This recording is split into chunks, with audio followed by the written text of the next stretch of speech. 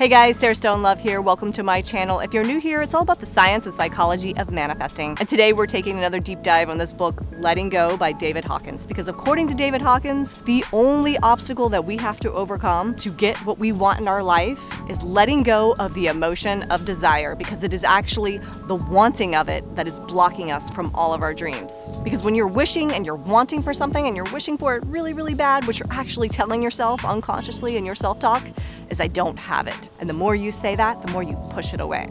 We have all this programming that we've grown up believing, that we have to work really hard, that we've got to kill ourselves to get our goals, to achieve things. But that's all just programming. Let's let go of that paradigm just for a minute, and let's look into the mind of David Hawkins and a simpler way of getting our dreams. In David Hawkins' work, he came up with something that he calls the scale of consciousness, which is basically he was able to measure the frequency of our emotions and the frequency that they emit.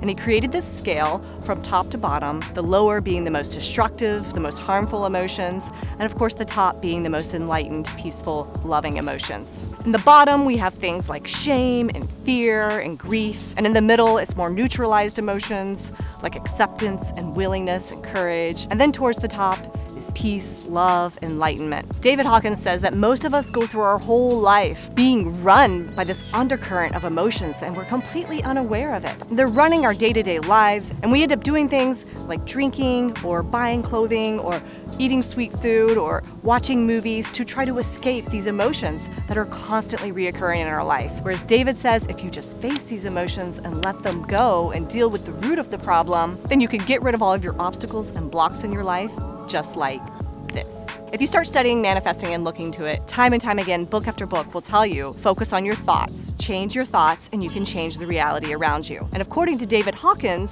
all of those thoughts are actually based on emotions. Think about this for a minute. Say maybe when you were a kid, you lost your pet or something really traumatic happened to you. How many times in your life do you relive that memory and that emotion? And think about all the thoughts that are attached to it. It is actually your emotions that are creating your thoughts. And when we let go of those, we let go of these thought patterns, these stories that we're telling ourselves, and we let go of the energy that's behind them, that is trapped within us, repeating on loop. The letting go technique is literally the way you break through your patterns.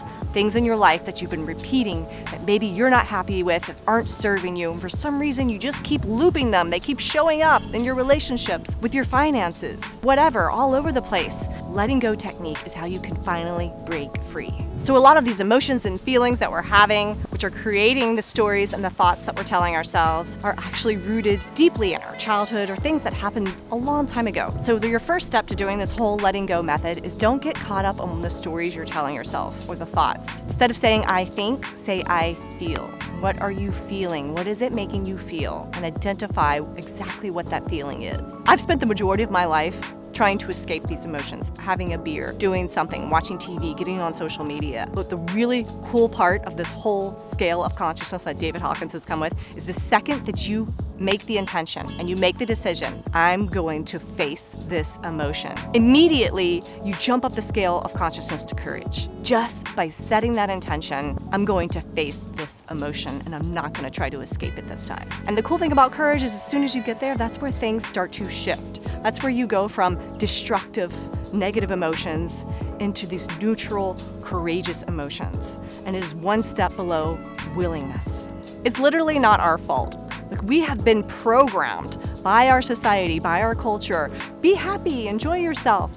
Don't feel these negative emotions, like that toxic happiness that everybody's supposed to have. When in reality, if you will just face and feel your emotions, your body has a protective mechanism. Will only allow you to feel these emotions for like 5 or 10 minutes. It does not mean sit in the emotion for weeks. It means you face it, you feel it, you don't resist it, you don't judge it, and you just feel it. I like to try to think of it as like a physical object in my body. I start trying to identify where is it coming from? Where do I feel it? So that some of my self-talk and all the stories that are attached to it kind of start to quiet down. It's just like getting into a cold shower or on a cold, snowy day and walking out to it. And the more you resist it, the more your muscles clench and you tighten up and you're trying to get away from it. And the more you just breathe into it and relax into that coldness, the better it feels.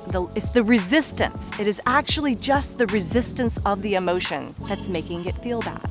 and it's all the paradigms and the programming that we've been taught that it's wrong. And the really interesting part is David Hawkins says that if we don't face these emotions and we keep repressing them and suppressing them into our body, they actually will implode unless we find ways to let them simmer out.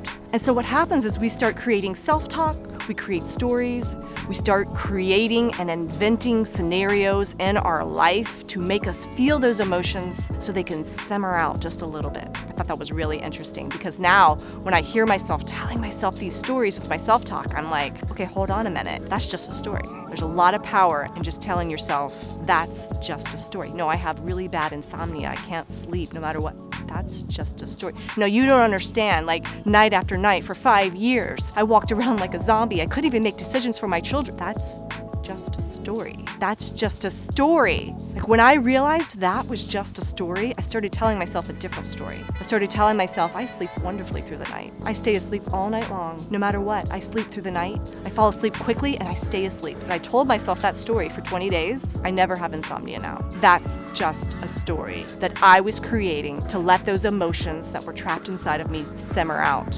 I'm not trying to discount anybody that has insomnia. I realize everybody's different, but there's a lot of things in your life that we just don't realize are just a story we're telling ourselves. It's just our perception of a story. So this whole letting go technique is not as complicated as it sounds. The second you make that intention and you set that you are willing to face the emotion and let it go, remember you immediately jump from the bottom of the scale up to the middle of courage and then to willingness because you're willing to do it. And then as you feel the emotion, you step into acceptance. You start skyrocketing up this whole scale of consciousness towards positivity. Each of these emotions have thousands of thoughts attached to them because we try to rationalize them and explain to ourselves why we're feeling them and talk ourselves out of having that emotion. So the next step is to stay with the emotion and don't try to rationalize it. Don't try to explain it to yourself or say, well, it's only that happened because of this, or that I'm only feeling that because this happened. Just let all of that go too and just focus on the emotion, where it is in your body, and feel it. And the more we do this process, the more we start to realize it's just an emotion.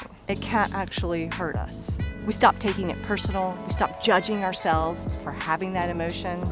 And all of this leads to us raising our vibration. When you raise your vibration, you step into that frequency where your dreams exist. This is literally the easiest way I am finding to manifest all of my dreams. Things are shifting for me in life. I'm beginning to manifest jobs. I'm getting jobs left and right. Things just keep showing up. When I start thinking about them, the next day they show up. It's little things. A babysitter for my dog. I needed one. My neighbors came over and offered to do it. But those little things add up. And when you raise your vibration, you can step into the place where your dreams exist and start attracting those things because like attracts like. And according to David Hawkins, all we have to do is find out specifically what we want in our life and then let go of the desire for it. Because the wanting is you telling yourself, I don't have it. You can use this whole same simple technique to let go of your desires and manifest everything that you've ever wanted in your life. I highly suggest you get this book. It is working for me, and I know it's gonna work for you too. I'm Sarah Stone Love. If you enjoyed the video, please share it, like it, leave me a comment, let me know what you'd like to hear more about, and join me every Thursdays at 10 a.m.